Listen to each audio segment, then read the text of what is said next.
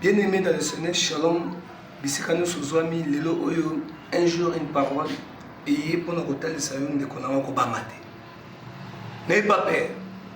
Pourquoi tu bamate? Parce que mon toit a kati na biso Jésus. Yé na sala entrer na vie na yo. Soko kobanga lobando za na Yesu.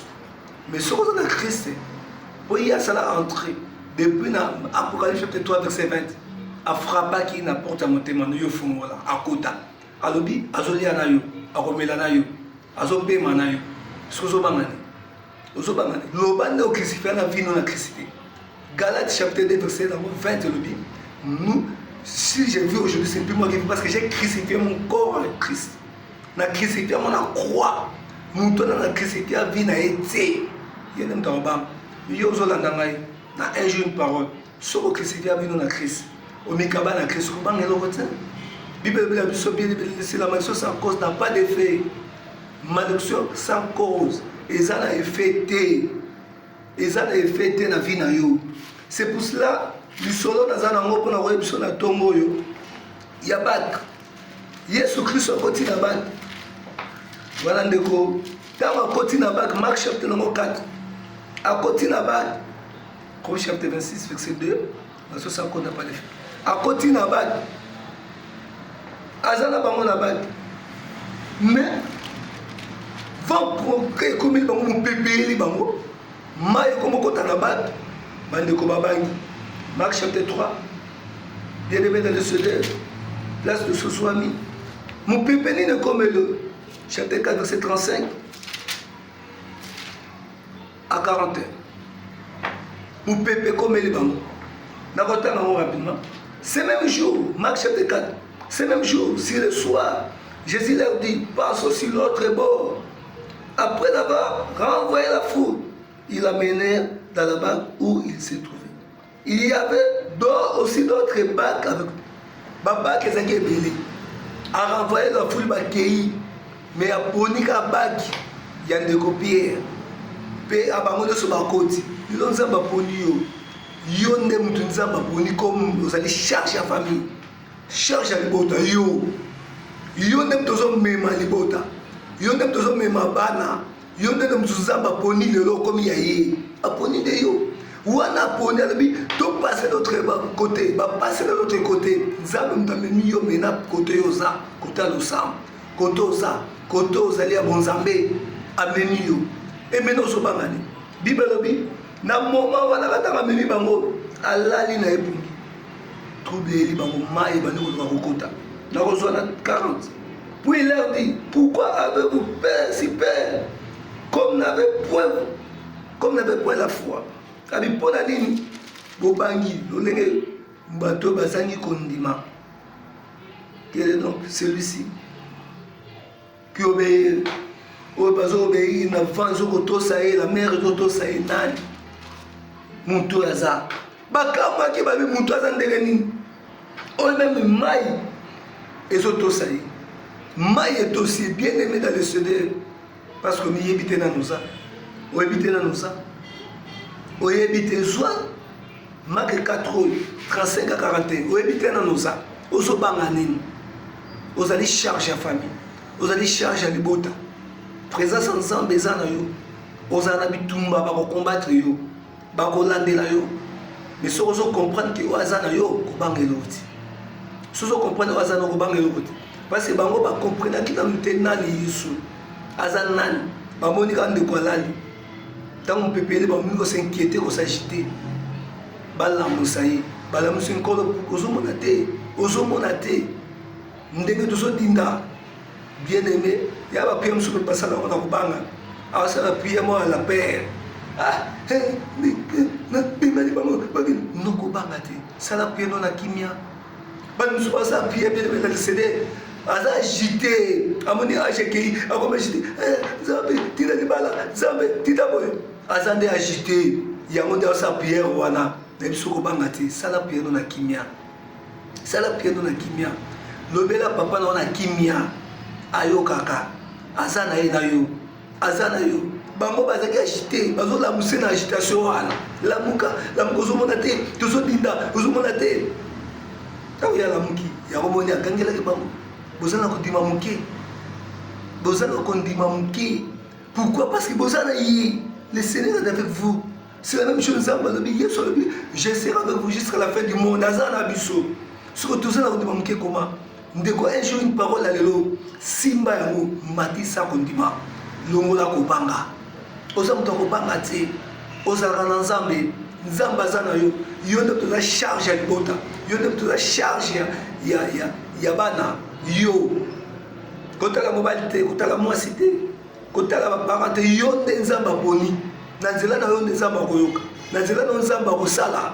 Yango boni Yesu a telemi. A déclaré, a gagné la mère Pekime Koti. Yonde Foloba. Parce que Nanzela n'a pas de Zambaroussa.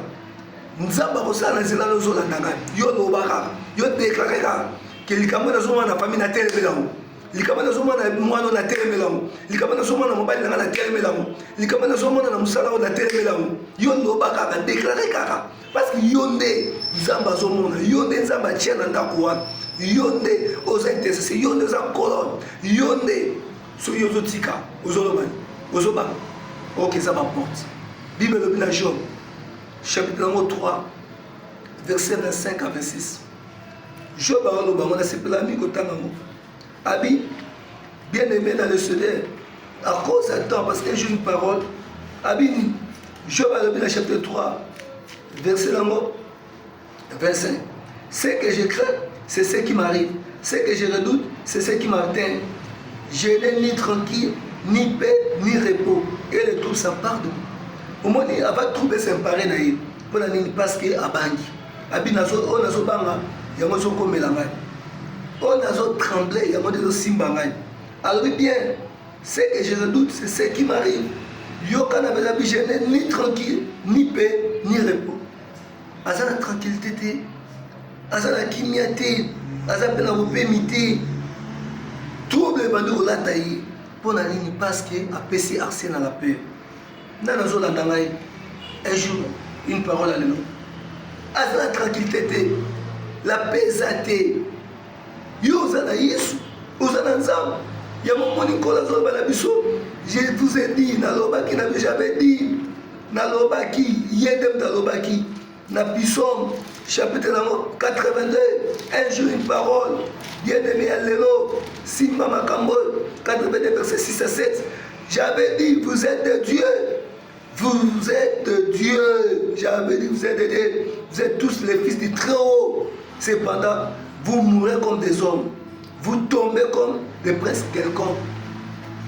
Tout ça, Banzamba Alobaki. Bozabana, tout ça, Libana, le Très-Haut, Yanzambo, Alobaki.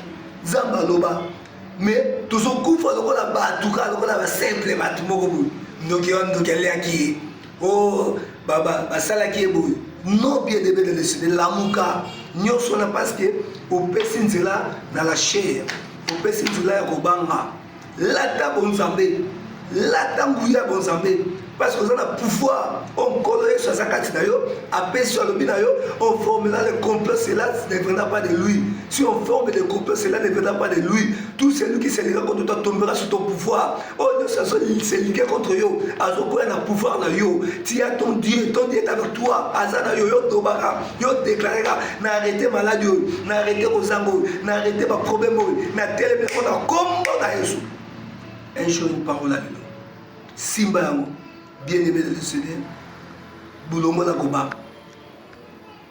Longo la Koba. 2 Timothée chapitre 1 verset 6 à 7. Tozu molimo ya force. Tozu molimo ya Nzambe. Eza molimo zoba aba père. Molimo timidité.